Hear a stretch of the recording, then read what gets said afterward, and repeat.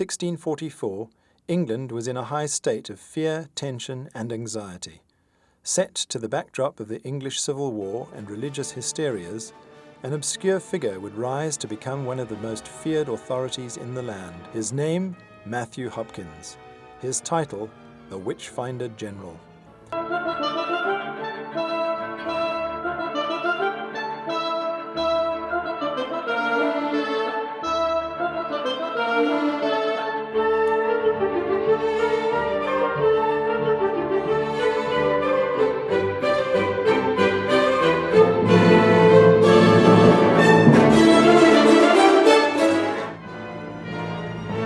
Hopkins began his work by interrogating an elderly woman of the name Elizabeth Clark.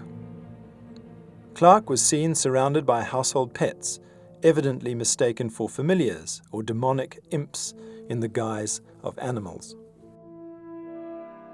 The use of torture in interrogating victims was illegal. However, Hopkins, educated as a lawyer, found methods of torture that left little evidence of their implementation. Keeping victims awake for days on end was his usual favorite. After being held for 3 nights without food or sleep, Clark finally confessed and reportedly told Hopkins the names of her imps, all of which were named after common household items.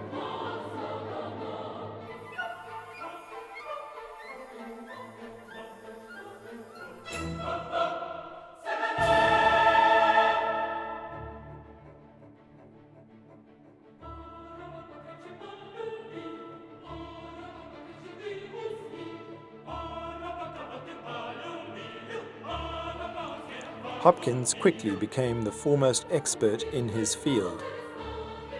He began to amass a number of assistants and went on to capture close to 400 more suspected witches in only 2 years of service.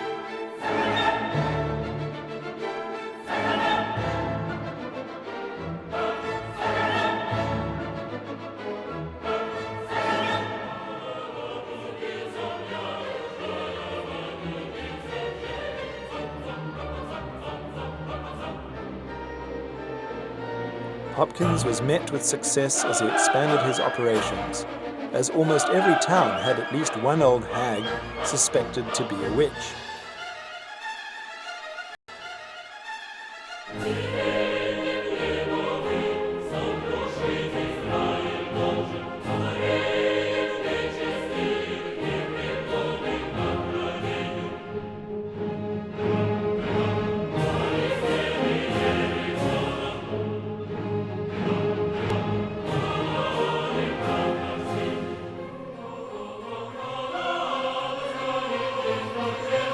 For his services, Hopkins was granted a wealth of payments.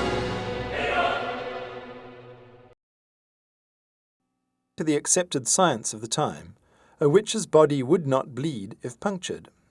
To achieve this sort of feat, Hopkins employed a spring-loaded knife, which could be pressed up against a body, but without leaving any marks.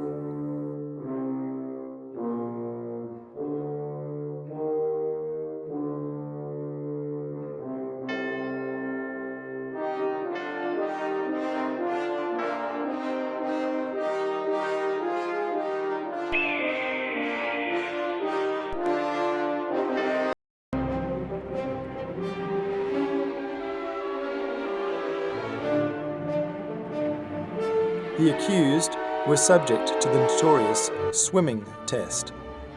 The victim was tied up and submerged below a pond's surface.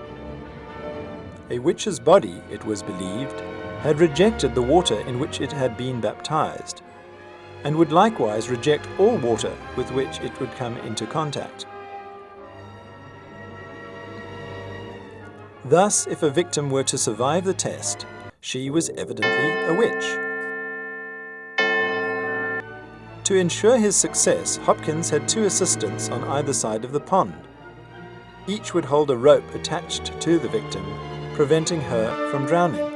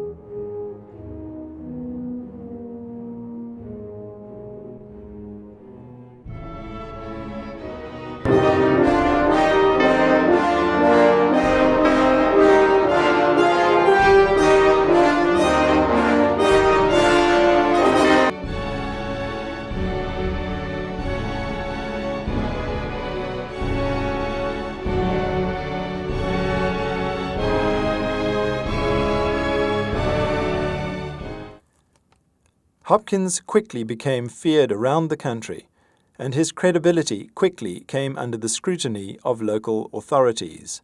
An old country parson by the name of John Gall of Great Staunton began to preach openly against him, and began to collect evidence that would expose Hopkins's excessive use of torture. By the close of 1646, the tide had turned against Hopkins.